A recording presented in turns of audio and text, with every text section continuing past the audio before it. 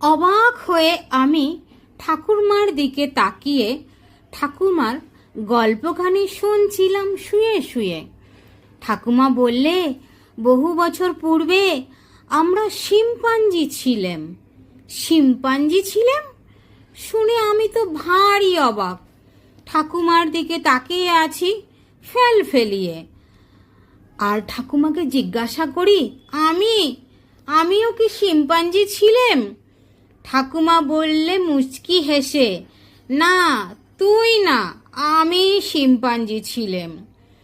2 মিনিটে হারিয়ে যাই শিম্পাঞ্জির দেশে ভাই। ঠাকুমা শিম্পাঞ্জি হলে দেখতে কেমন ছিলে? ভাবি মনে, আমার ঠাকুমা তো এমনিতে ভারী সুন্দরী, তখনও বোধ করি সুন্দরী ছিলেন। অবুঝ মনের অবুঝ প্রশ্ন, ঠাকুমা ঠাকুরদাদাও কি? বলতে ঠাকুমা জবাব দিলেন, তোকে ছেড়ে বাকি সবাই শিম্পাঞ্জি ছিলেন। শুনে আমি শান্তি পেলাম, শিম্পাঞ্জি আমি নাহি ছিলেম।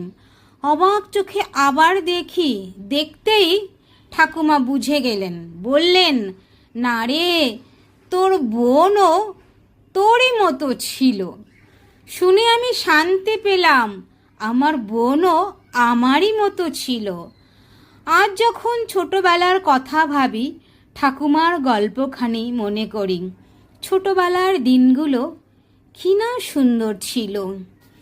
Thank you friends. আমি আমারই লেখা একখানি কবিতা শিম্পাঞ্জি আবৃত্তি করলাম।